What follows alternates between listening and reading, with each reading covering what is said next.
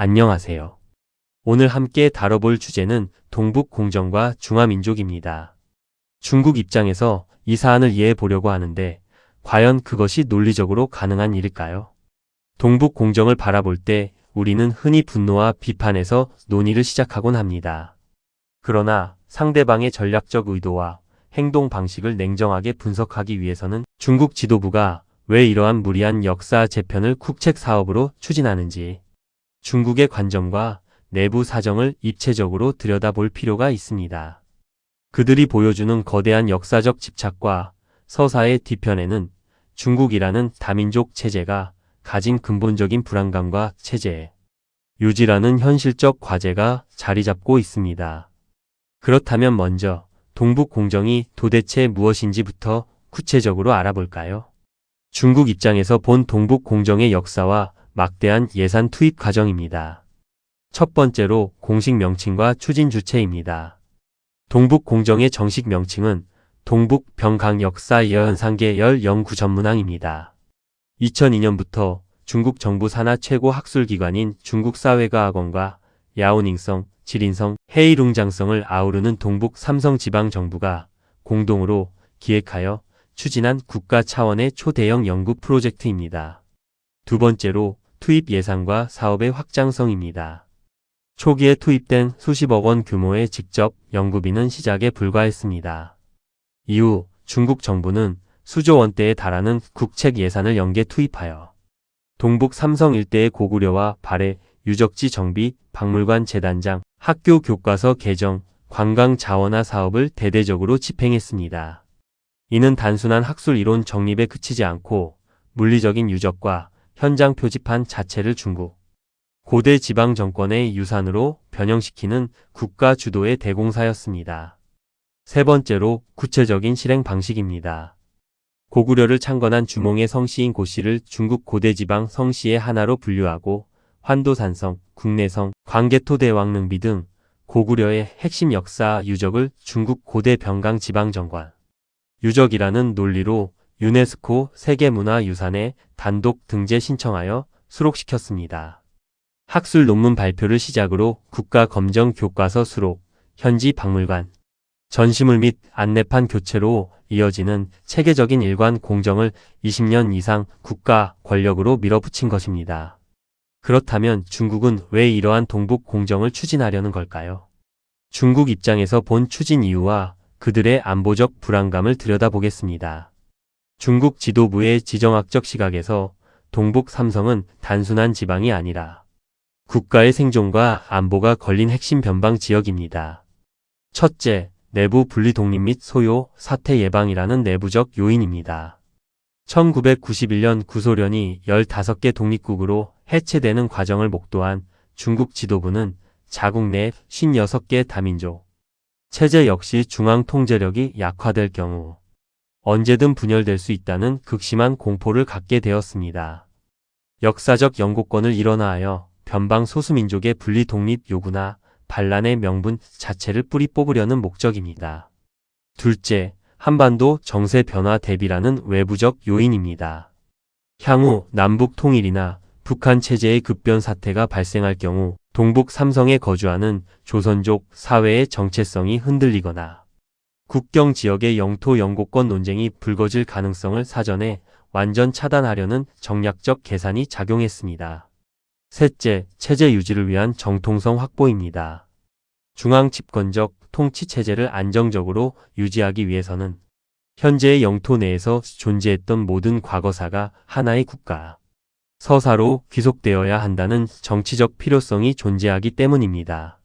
그렇다면 동북공정의 최종 목적이라 할 수 있는 중화민족 간 정립이란 도대체 무엇일까요? 중국 입장에서 본 중화민족의 수사적 정의를 살펴보겠습니다.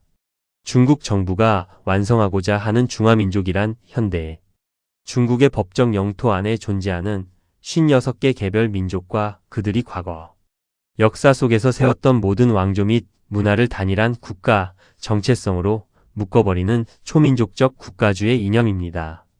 즉, 현재 중국 국경 안에서 펼쳐진 모든 역사는 예전부터 중국의 역사였으며 그 영토 안에서 살아온 모든 집단은 하나의 중화민족이다라는 논리입니다.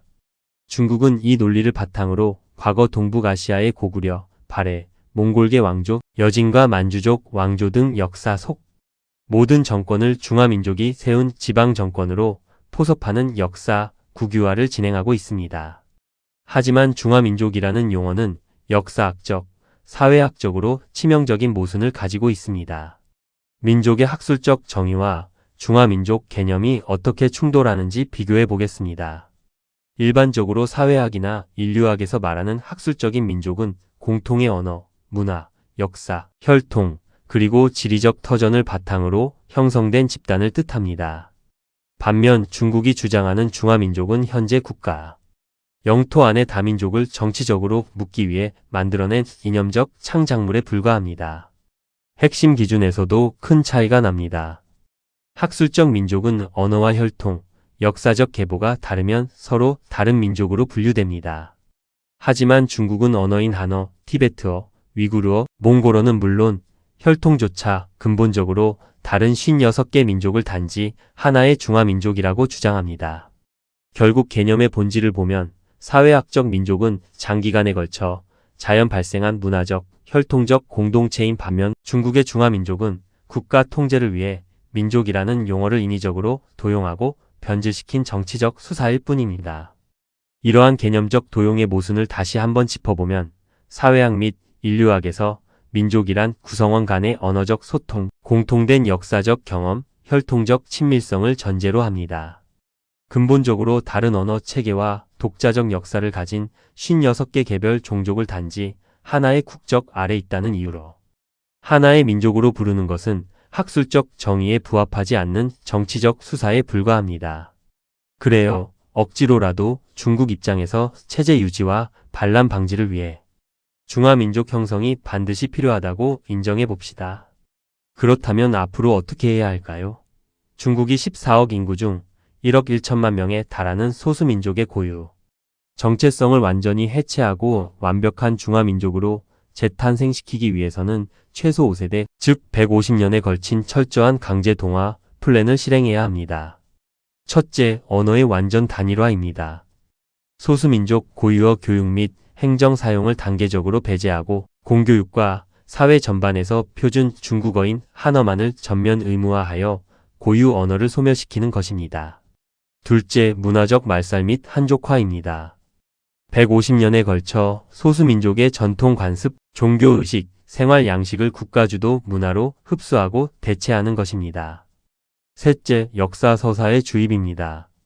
동북공정 등 역사 재편으로 완성된 서사를 어릴 때부터 표준 교과 과정을 통해 전면 주입하는 것입니다. 넷째, 혈통적 혼합 유도입니다. 대규모 한족 인구를 소수민족 거주 변방 지역으로 지속적으로 이주시켜 150년 동안 장기적인 혼혈을 유도하고 족속적 정체성을 희석하는 것입니다. 이론상 이러한 150년 플랜이 단절 없이 작동한다면 중국 내부 소수민족의 표면적 정체성은 상당 부분 국가 체제 내로 흡수될 수도 있습니다. 하지만 이 150년 플랜의 항목별 이행 가능성을 분석해보면 현실적인 한계가 명확합니다. 우선 문화적 동화는 부분적으로만 가능합니다. 공적 영역에서의 종교 행사나 전통 양식은 강력한 공권력으로 억압할 수 있으나 가정을 중심으로 비공식적으로 계승되는 민간 관습과 집단적 기억은 완전히 소멸시키기 어렵습니다. 또한 혈통 통합은 가능성이 매우 낮습니다.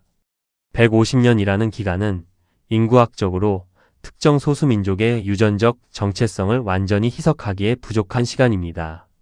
게다가 소수민족 거주 지역으로 대규모 한족을 지속적으로 이주시키는 정책은 막대한 사회적, 경제적 비용을 발생시킵니다. 나아가 이 150년 플랜에는 치명적인 구조적 한계와 지정학적 리스크가 존재합니다. 첫째, 구소련식으로 억눌린 정체성이 분출되는 내부적 반작용입니다. 과거 구소련의 러시아와 정책 사례에서 보듯 강권 통치로 억눌러 놓은 소수민족의 정체성은 중앙정부의 통제력이 약화되는 정세 변화나 경제적 위기가 도래할 때 폭발적인 분리독립 운동으로 분출되는 역효과를 낳습니다. 둘째, 저출생 및 인구 감소 기조라는 인구 구조적 한계입니다. 현재 중국 전역에서 가속화되는 저출생 및 인구 감소 기조는 변방 지역으로 대규모 한족 인구를 계속 이주시키고 세력을 확장하는 장기 동화 정책을 지속하기 어렵게 만드는 현실적 장애 요소입니다. 셋째, 국제정보 유통 및 지하 정체성 형성입니다. 현대 정보화 사회에서는 완벽한 정보 차단이 불가능하므로 국가의 강압적 동화 정책에 맞서 비공식 네트워크나 해외 커뮤니티를 통한 정체성 보존 운동이 장기적으로 유지될 가능성이 높습니다. 그런데 과연 중국이 한민족의 엄청난 저항을 감당할 수 있을까요? 여기서 주변 주권국의 역사를 자국 역사로 편입하려는 지정학적 모순과 통일 한국의 저항이 드러납니다. 중국의 150년 플랜이 결정적인 치명상을 입는 지점은 국경 내부의 소수민족 통제를 넘어 국경 밖에 명확히 존재하는 독립, 주권국인 한국과 몽골의 역사를 자국 지방 정권의 역사로 편입하려 한 구조적 모순입니다. 첫째, 독립된 역사적 주권과의 근본적 충돌입니다. 한국과 몽골은 역사적으로 독자적인 영토, 언어, 사료, 국제법적 주권을 완벽히 갖추고 발전해 온 국가입니다. 타국의 독립된 역사를 자국 지방 정권의 역사로 규정하려는 시도는 국제 학술 기준 및 사실관계와 명백히 충돌합니다. 둘째, 7천년 역사와 한민족의 강력한 자존심입니다. 한민족은 7천년의 장구한 역사적 궤적 속에서 고유한 언어, 문화, 혈통을 유지하며 집단적 자존심을 지켜온 민족입니다. 역사적 수많은 풍파 속에서도 정체성을 지켜온 민족이 자국의 역사적 뿌리인 배달국, 고조선, 고구려, 발해의 역사를 타국에 순순히 넘겨줄 리 없습니다. 셋째, 식민사학의 완전한 극복과 역사 정통성 수호입니다. 향후 남북 통일이 이루어지고 기존 일제 식민사학적 한계와 틀이 완전히 극복될 경우 배달국, 고조선, 고구려로 이어지는 한민족 고대사의 정통성 수호 노력은 과거 어느 때보다 강력해질 것입니다. 통일 한국은 국가적 학술, 외교 역량을 총동원하여 중국의 역사 왜곡에 대해 체계적이고 대대적인 반격에 나설 것입니다. 넷째, 강대국 통일 한국이 미칠 지정학적, 문화적 압박입니다. 막강한 경제력, 군사력, K-컬처로 대표되는 문화적 영향력을 보유한 통일 한국이 국경선 맞은편에서 강력한 한민족 정체성과 역사적 정통성을 발산할 때 중국 동북 삼성의 조선족 사회와 여타 소수민족은 중국 정부의 인위적인 중화민족 동화 서사에 근본적인 의구심을 갖게 됩니다. 이는 중국이 의도한 동화 속도를 현저히 저해하는 결정적 외부 변수가 됩니다. 결론적으로 150년 플랜이든 뭐든 500년이 지나도 실패할 수밖에 없습니다.